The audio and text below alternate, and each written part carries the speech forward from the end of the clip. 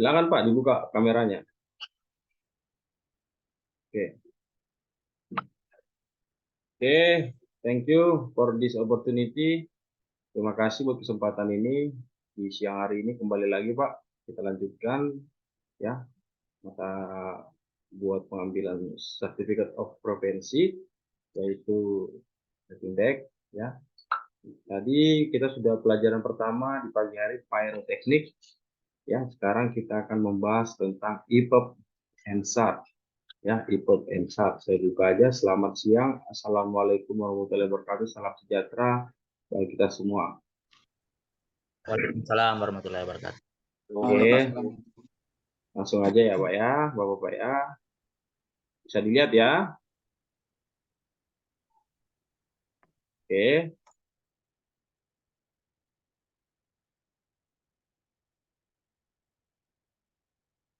Oke, ini namanya EPUB atau kepanjangannya Emergency Position Indicator Radio Beacon ya. Untuk mungkin orang kapal dikatakan EPUB ya, untuk penerbang biasa dikatakan black box. Bapak-bapak ya, black box ya. Jadi ini fungsinya untuk memberikan posisi ya kalau kapal itu dalam keadaan emergensi ya, dalam keadaan emergensi, jadi dia memancarkan posisi tersebut. Oke, Pak Sumedi bisa dibacakan nih Pak Sumedi cara kerja EPUB ini, silakan Pak Sumedi.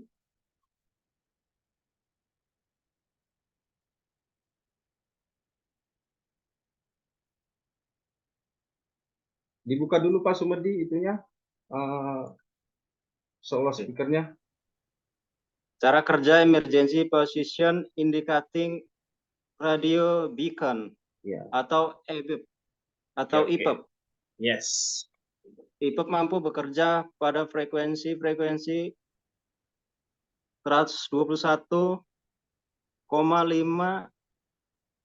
per 243 MHz dan 406 MHz dengan sistem satelit kutub kompas SARSAT yang mengorbit, memberikan liputan global yang sesungguhnya. Satelit ini dapat menentukan posisi EPUB sampai 5 km atau 3 mil. Pesan kode mengidentifikasi kapal yang tepat di mana EPUB terdaftar. Informasi ini memungkinkan layanan pertolongan untuk menghilangkan peringatan palsu dan meluncurkan penyelamatan yang sesuai. Oke, terima kasih. Thanks, Mr. Sumedi. Jadi, EPUB ini, Pak, dibaca dari ini, MHz ini adalah megahertz. Ya, megahertz. Ini adalah frekuensi radio, ya, frekuensi radio yang dipakai oleh EPUB, ya, dengan satelit COSPAS atau SARSAT. Jadi, dia ini mengirimkan sinyal ke satelit, ya, ke satelit yang di atas. Nanti yang di atas akan mengirimkan kembali ke stasiun pantai terdekat, ya, stasiun pantai terdekat, kapal terdekat, maupun live aircraft terdekat, yaitu pesawat. Jadi semua orang bisa mengambil ataupun menangkap dari sinyal ini. Oke, dengan posisi sampai dengan 5 km atau 3 mil atau 3 nautical mil. Jadi mil itu atau nautical mil itu sama dengan 1852 meter sekitar itu. Jadi cara kerjanya itu ya, kalau dia aktif ya, dia aktif ini Pak ya. Kalau ada dua caranya ya, ada dua. Kalau diaktifkan by manual ataupun emergensi. Emergensi dalam arti jikalau EPUB ini sudah berada di air ya, dia akan mengambang, yaitu mengambang ya, mengambang. Dia jikalau dia mengambang di atas air, dia akan mengambang dan sensornya itu akan terkena air ya, dan mengirim sinyal ya, mengirim sinyal ke satelit. Ini dia satelit ini, GPS satelit. GPS satelit akan mengirimkan sinyal lagi ke stasiun pantai, kapal lain, pesawat, dan semuanya yang memiliki frekuensi 121,5 atau 243 MHz atau 406 ya. Inilah dia. Jadi dia itu akan mengirimkan sinyal bahwa posisi IPOP itu berada di mana. Jadi kalau Bapak pernah dengar kapal pesawat lah ya, yang mengalami kejadian itu, maka dia akan mengirimkan sinyal atau bisa dikatakan black box. Oke, oke, jelas ya. Ini dia fungsinya. Nah, fungsinya Pak Marino. Tadi Pak Marino yang saya buang ya Ya, di pelajaran siapa? kita. Silakan dibaca Pak Marino. Ini dia fungsinya. Fungsi emergency position indication radio bacon atau EPIR. Oke, Satu, untuk mendeteksi keberadaan kapal secara cepat lewat alat otomatis. Alat ini kalau di pesawat terbang adalah underwater location beacon atau ULB yang ada pada kotak hitam atau black box di pesawat terbang, sama-sama mengirimkan sinyal sama-sama mengirimkan sinyal bila kapal atau pesawat mengalami keadaan darurat atau kecelakaan. okay, thank you Mr. Marino. Sudah, So, the function of the EPOP is for detection position of the equipment ya, untuk mendeteksi keberadaan ya posisi alat itu ya. Dikatakan di sini adalah ini adalah underwater locator beacon atau WLB yang ada di kotak hitam atau black box. Jadi sama, kalau di pesawat dikatakan black box, kalau di kapal namanya EPOP. Sama ya Pak ya.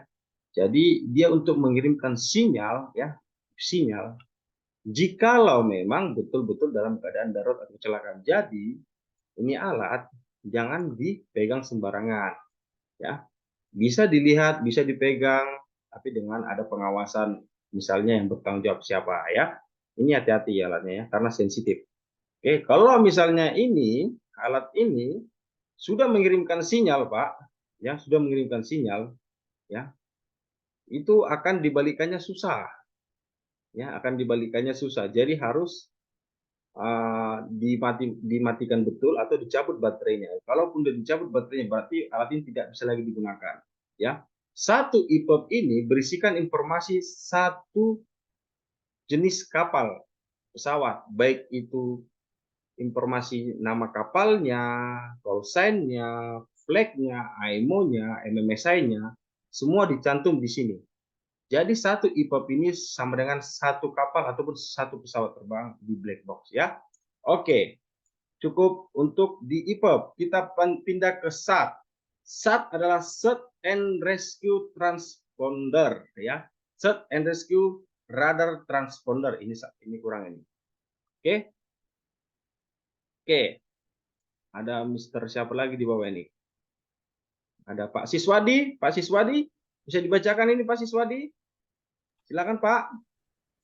Oke. Disingkat short adalah transponder yang digunakan dalam operasi Search and Rescue atau SAR. Short digunakan untuk menentukan lokasi survival craft atau sekoci ataupun rakit penolong atau kapal yang berada dalam keadaan bahaya, distressed vessel. SAR bekerja dengan merespon sinyal radar 9 GHz dari radar X-band, yaitu radar dengan panjang gelombang 3 cm. Setelah terintegrasi dengan sinyal radar X-band, pada display akan tampak serangkaian titik. Oke, terima kasih Pak Siswadi. Oke, SAR adalah transponder yang digunakan dalam operasi Search and Rescue ataupun SAR ya. Jadi alat yang namanya tes kapal radar ada yang namanya X ya, X Sierra Band, dan ada namanya S biasa, Sierra Band ya. Jadi untuk yang menangkap sinyalnya SAR ini adalah X band Pak, karena dia mempunyai frekuensi 9 GHz ya, panjang gelombangnya 3 cm ya. Jadi yang bisa cuma menangkap sinyal SAR adalah X band, ingat aja Pak ya, situ. Oke, jadi ini digunakan dalam kata emergensi juga iya, dalam kehidupan sehari-hari juga bisa iya ya. Jikalau misalnya alat EPOP ini tidak berfungsi dengan baik, maka orang kapal atau kru dapat memakai ini ya. Ini bisa manual Pak, dihidupkan, dimatikan, dihidupkan, dimatikan, bisa ya. Bedanya itu, kalau ini tidak bisa ya. Ini tidak bisa. Kalau ini dihidupkan sekali, maka akan hidup terus, ya. Tapi kalau ini dihidupkan bisa dimatikan. Itu bedanya ya. Oke, Bapak-bapak ya. Sah. Oke. Lanjut. Oke, ini ada lanjut, ada Pak siapa lagi nih? Kita di bawah ada Pak Syarul Fahmi. Bisa dibacakan Pak Syarul?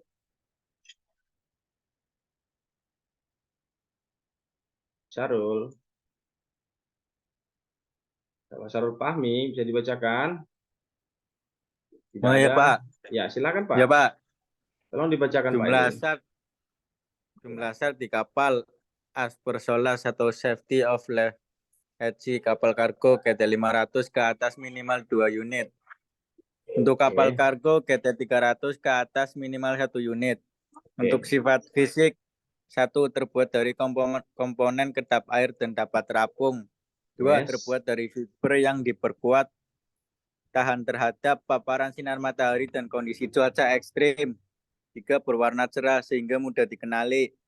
Oke, cukup Pak. Terima kasih Pak Syarul. Jadi itulah dia SAP ya. Kapal di atas GT 500 harus ada 2 dan kapal GT 300 ada 1. Yang pertama, yang kedua sifat fisiknya terbuat dari komponen kedap air, artinya ya waterproof. Ya, waterproof dan dapat terapung. Yang kedua terbuat dari fiber yang diperkuat ya, tahan terhadap paparan sinar matahari dan kondisi cuaca ekstrim. Artinya dapat dipakai dalam segala kondisi cuaca ya. Yang ketiga berwarna cerah, sekali baru dikenali. Kenapa dia berwarna cerah?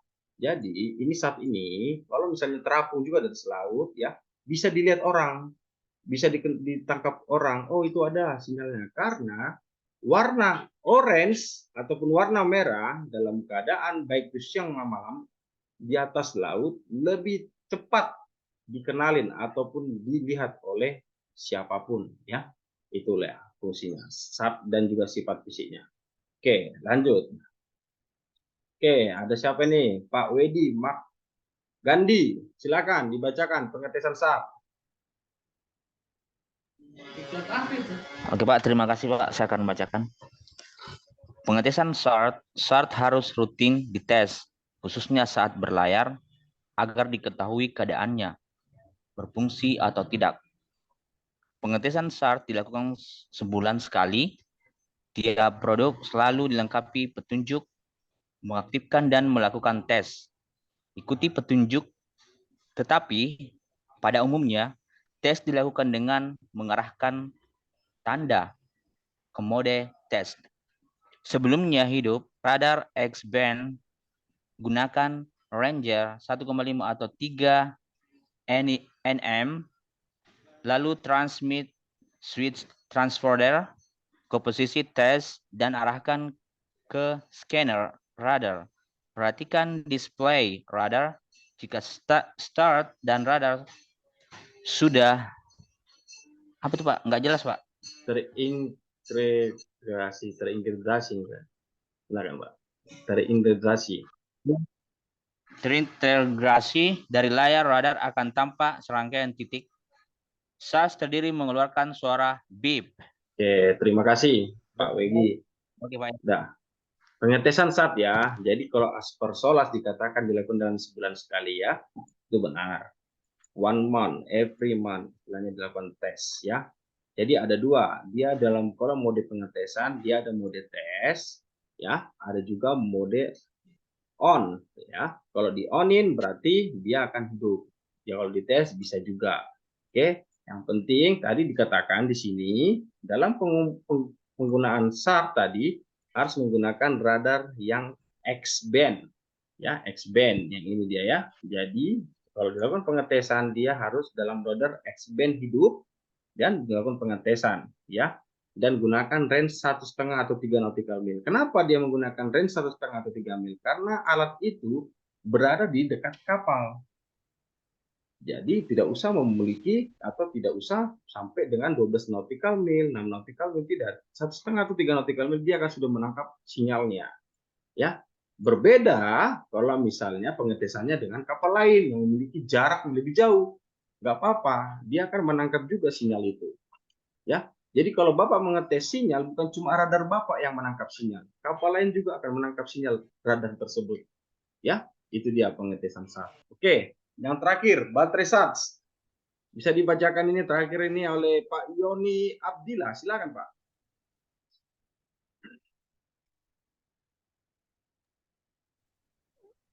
Baterai SAR pada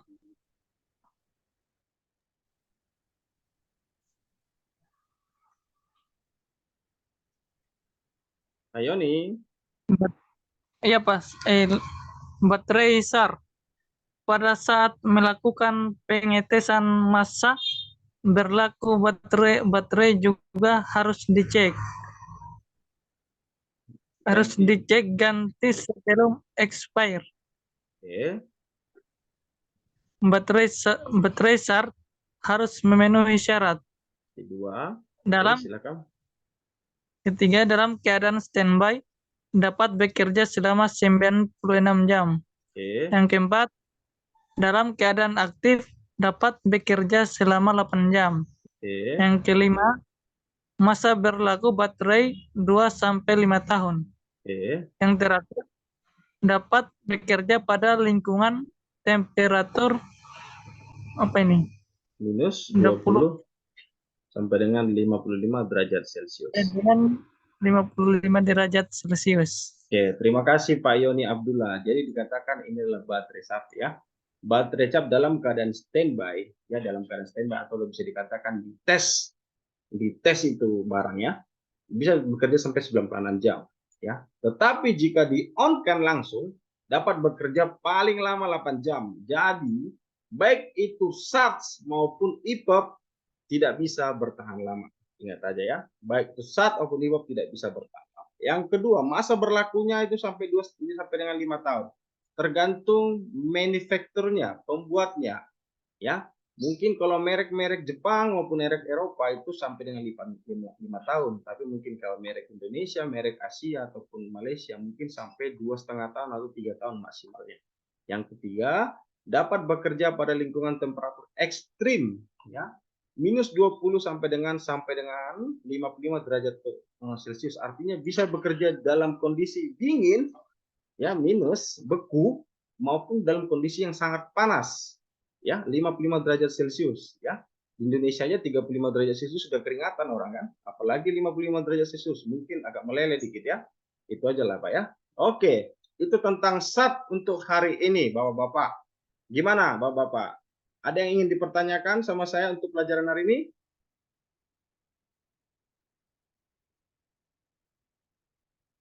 Kalau diam berarti tidak ada, cukup jelas. Saya anggap begitu ya. Gimana? Cukup jelas, Pak. Oke, cukup jelas. Kalau cukup jelas, saya akhiri pembelajaran hari ini. Saya ucapin terima kasih. Saya minta maaf kalau ada yang salah dari saya atau kata-kata saya. Semoga apa yang saya sampaikan itu dapat berguna Pak ya, untuk kedepannya Bapak ilmunya. Oke. Akhir kata, saya ucapin selamat siang. Assalamualaikum warahmatullahi wabarakatuh. Salam sejahtera. Terima kasih.